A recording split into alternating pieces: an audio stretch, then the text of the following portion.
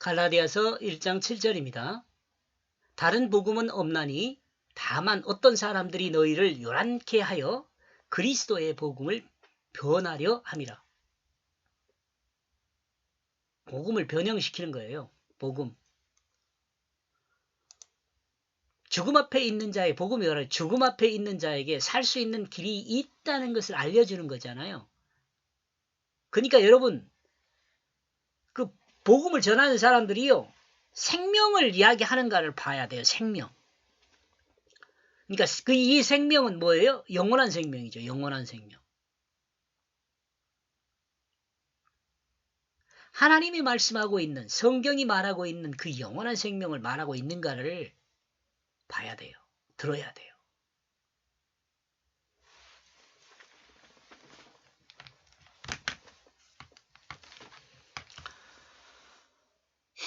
다른 어떤 것이 있지 않다. 다른 어떤 것은 있지 않다. 현재 없다는 것을 이야기합니다. 현재 없다는 것을 이야기합니다. 다른 것은 복음, 주님의 복음. 여러분 복음 그러면 어디 살 수 있는 길이 있다는 것을 알려주는 거라 그랬죠. 살 수 있는 길은 뭐예요? 예수를 믿는 거죠. 예수를 믿는 것은 뭐예요? 예수 그리스도 십자가와 부활을 믿는 거예요.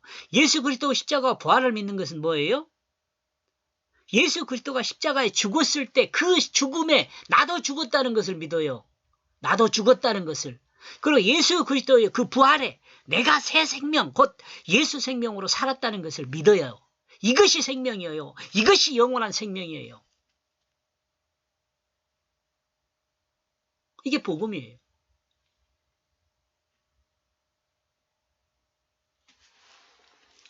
여러분, 제가 다른 또 말씀 성경을 공부하면서 제가 말씀을 드렸습니다만은 우리가 새 생명을 얻었다고 할 때, 새 생명을 얻었다고 할 때 육체의 새 생명을 얻었다고 말하지 않아요. 육체의 새 생명. 또 부활도 육체로 부활했다고 말하지 않아요. 그런데 육체적 부활을 또 이야기를 해요. 육체로 부활했다고 말하지는 않지만 영원히 구원받았다고 말하지 육체가 구원받았다고 말하지 않잖아요. 근데 영원히 구원받았다고 말을 할 때는 뭐예요? 영원한 생명을 이야기해요. 이 영원한 생명을 이야기할 때 여러분 어떤 목사님하고 제가 다툰 적이 있어요. 이 부활에 대한 부분에서 육체적 부활을 너무 강조하는 목사님이 있었는데 육체적 부활은요. 첫째 부활에 참여하는 자가 부활한 것이 육체적 부활이에요. 근데 육체적 부활이라는 것은요. 육체가 죽었다가 그 육체가 다시 살아나는 것 이것은 아닐 가능성이 많아요. 그리고 육체적 부활이라는 것은 뭐냐? 자, 우리가 예수 그리스도 십자가와 부활을 믿었어요. 십자가를 믿음으로 내가 죽었어요. 우리가 믿을 때는 내가 살아있을 때 육체를 벗지 않고 살아있을 때 믿어야 돼요. 죽을 때 믿으면 아무 의미가 없어요. 살아있을 때 믿었어요. 그러면 예수 그리스도 십자가를 믿었으니까 내가 죽었잖아요. 내 마음대로 살던 내 중심으로 내가 죽었어요. 내 마음에는 비었어요. 이제 내 마음은 내 마음이 내 마음대로 살던 나는 죽었단 말이라고요. 그러면 그 빈 마음이잖아. 그 빈 마음에 부활했어요. 뭐가 부활했어요? 예수 생명이 내 마음의 주가 되었어요. 그러니까 예수를 믿으면서 나와 여러분이 주님이라고 말을 하잖아요. 예수 그리스도를 향하여 주님이라고 이야기를 할 때는 하나님을 향하여 주님이라고 이야기를 할 때는 내가 없어요. 내 주가 주님이에요. 내 주가 주님. 내 주가 하나님이에요. 그러니까 이제 믿음으로 구원받은 사람은 하나님, 곧 예수 생명, 곧 하나님 말씀, 하나님의 뜻이 내 육체를 사용을 해요. 그때는 어때요? 육체적 부활이 있어요. 그러니까 육체를 사용하니까. 이런 사람은 첫째 부활에 참여한 사람이에요. 여러분이 이런 부활이 있기를 주님의 이름으로 축복합니다. 이 부활한 사람은 영원히 죽지 않아요. 왜? 그 영혼이 죽지 않기 때문에 영원히 죽지 않는 거예요. 육체가 죽지 않기 때문에 영원히 죽지 않는 것이 아니요.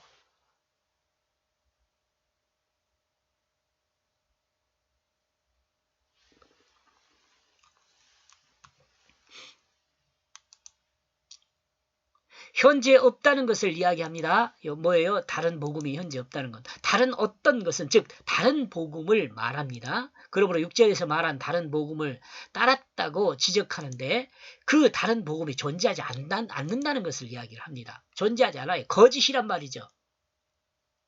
이는 복음은 죽은 자에게 생명을 선포하는 것인데 살 수 있는 길이 있다고 선포하는 거예요. 예수 그리스도 복음 외에 죽은 자에게 결코 생명을 선포할 수는 없어요. 그러므로 다른 복음은 없다고 말합니다.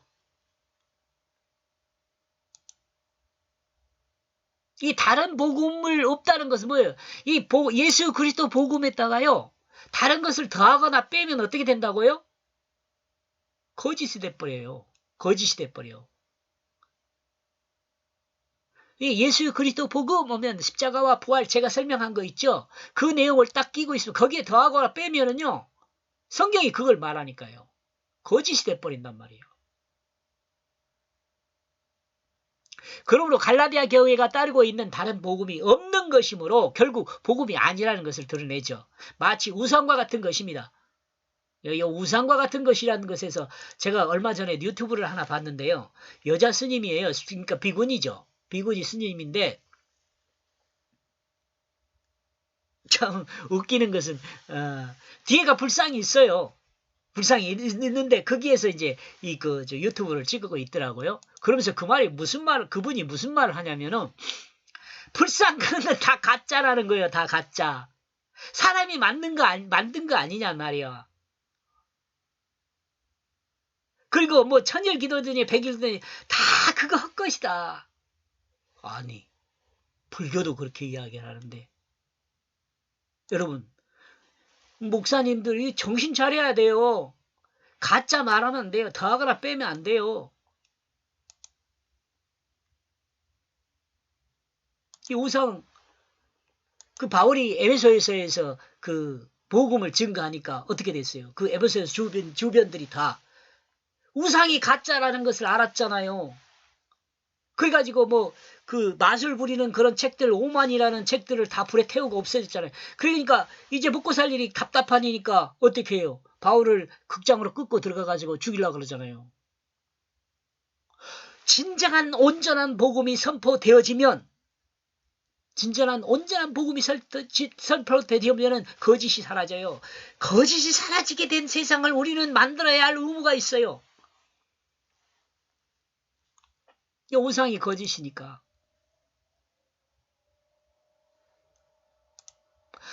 목사님들이나 성도님들 우리가 예수 믿는 사람들은 복음인 것처럼 위장한 거짓의 이 안에 있으면 안 돼요. 갈라디아 교회가 믿고 있는 다른 복음을 통해 신앙은 결국 통한 그 신앙생활은 결국 꽝이에요. 꽝. 여러분. 그 끝이 다른 이단이에요. 이단. 지옥이에요.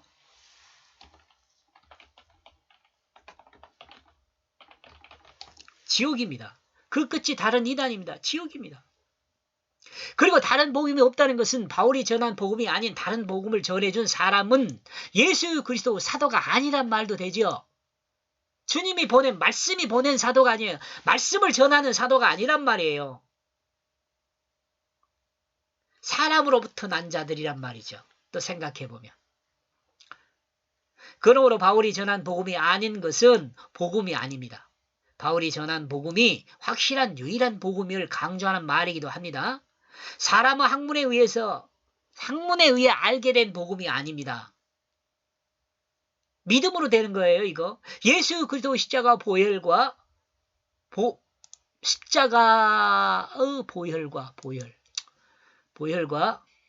십자가와 그래야 되겠네요. 십자가와 예수 그리스도 부활을 증거하는 증거하는 분명한 복음이 믿는 자를 죽음으로부터 구원하여 생명으로 인도하는 복음입니다.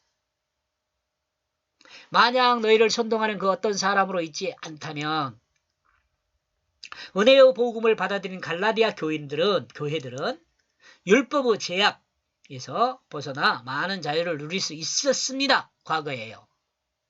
유사복음이 들어오기 전에. 이런 이유로 유대교적 그리스도인들은 정말 그렇게 살아도 구원을 받을 수 있을 것인가 하고 의아해했을 수 있습니다. 그리스도의 복음을 은혜도 받아들이고 자유를 얻었지만 마음 한편으로는 불안한 상태가 있었을 수 있다는 거예요. 이는 유대인들이 율법의 종교로 살았기 때문에 그렇습니다. 유대인들은 유대교를 알고 있기 때문에, 조금은 알고 있기 때문에 그런 거죠. 할례 받고 이런 것들은 소문나서 아주 잘 알고 있었지 않을까요? 그 주변에. 그러므로 복음의 할례와 같은 유대교적 전통을 행해야 한다는 유대교적 거짓 복음이 생겨났다고 볼 수 있죠. 그리고 유대교적 복음이 이방 갈라디아 교인들에게도 전해졌다고 볼 수 있습니다. 그러므로 갈라디아 교회들은 바울이 전한 대속의 십자가와 부활의 복음에 유대교적 전통을 더한 거짓 복음을 만들었습니다. 그리고 유대인처럼 유대교적 전통을 행함으로 갈라디아 교회들의 그 마음은 더 편해졌을 수 있습니다. 마음 한편으로는 편해질 수 있으니 이렇게 하네요.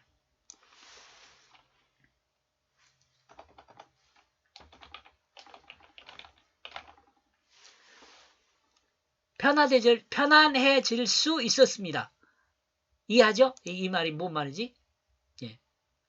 제가 여러분이 좀 이해를 못한다는 그런 말이 아니라 제가 설명하는 말이 뭔 말인지 공감하시냐 이런 말이에요. 이 문장을. 이 부분에 대해 바울의 증거는 그것은 복음이 아니라고 말하고 있습니다. 예수 그리스도의 대속의 십자가와 부활 이후 유대인의 전통을 지킴으로 구원을 얻을 수 있는 것이 아닙니다. 유대인의 전통은 구원에 아무런 영향을 미치지 않습니다. 예수 그리스도의 십자가와 부활의 그 사실의 역사를 통해 할례를 행하는 것이나 성전 제사를 드리는 것 등은 구원에 아무런 영향을 미치지 못합니다. 성전 제사는 예수 그리스도의 십자가 대속으로 정리되었고 성전 제사는 예수 그리스도의 십자가 대속으로 정리되었습니다. 율법은 예수 그리스도의 부활로 정리가 되었습니다. 이게 무슨 말이냐면 십자가를 통해서 죽었잖아요. 대속의 십자가를 통해서 죄가 정리됐어요.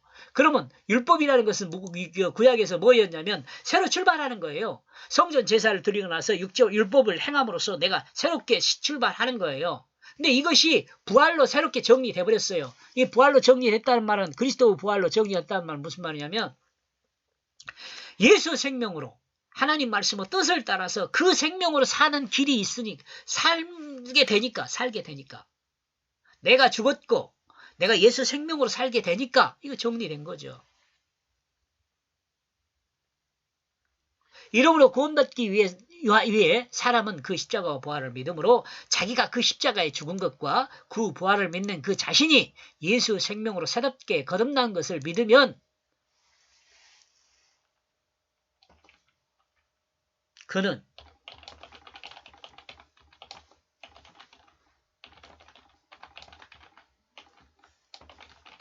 영원한 생명을 보장받게 돼요. 누구로부터요? 하나님으로부터. 이건 하나님의 약속이에요.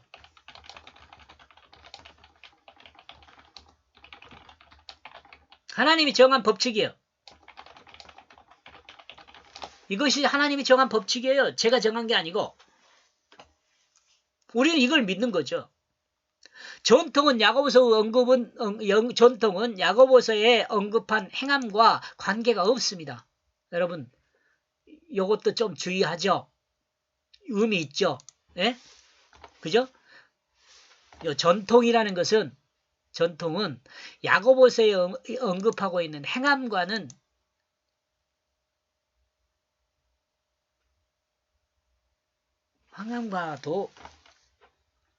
행함과는 관계가 없어요. 야고보서 행함은 이웃을 사랑함을 이야기합니다. 좀 기네요. 그죠?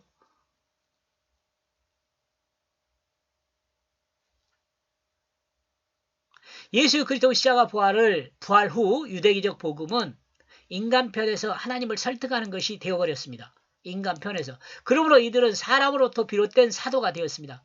뭔 말인지 알죠? 사람이 보낸 사도예요. 이러므로 이들은 하나님이 인간을 향하여 보낸 사도가 아닙니다.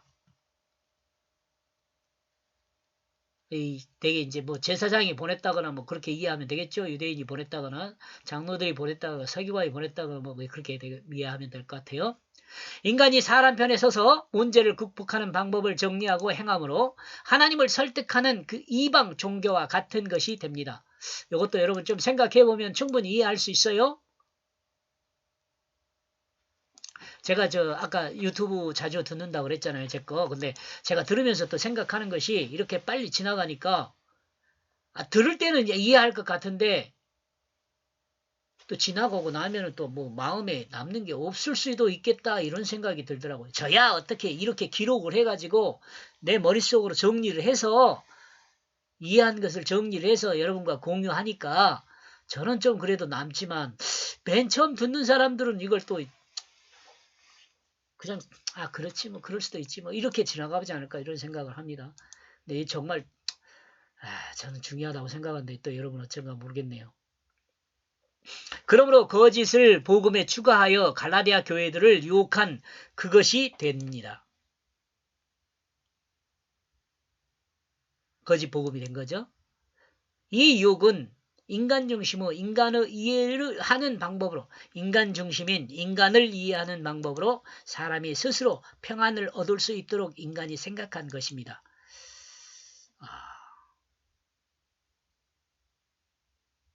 저보다 여러분이 머리가 좋으니까 또 하나님이 은혜를 주시면 사도는 인간을 설득하여 하나님 백성이 하나님의 뜻을 따라 살도록 여기 좀 띄워야 따라 살 수 있도록 해야 하는데 사도는요 인간을 설득해요. 사도는 하나님이 보낸 하나님이 하나님한테 보내겠어요? 아니죠. 하나님은요 하나님이 사도라고 말할 땐 하나님은 인간을 향하여 보내요. 그래갖고 누구를 설득해요? 하나님 말씀으로 인간을 설득하는 거죠. 하나님 백성이 하나님의 뜻을 따라 살 수 있도록 설득하는 거죠. 그런데 이들은요, 다른 복음을 전하는 자들, 이들은 인간 편에서 하나님을 설득하고 있는 거죠. 인간을 불안해하지 않을 수 있도록 하고, 인간이 불안해하지 않도록 인간의 행위를 규정하고 그 규정을 통해 평안할 수 있을 것으로 속이는 거죠. 갈라디아 교인들은 이와 같은 다른 복음을 전하는 자들을 받아들여 마음의 평안을 얻었을지는 모릅니다. 그러나 이 평안은 영원한 평안이 아니죠. 일시적인 평안입니다.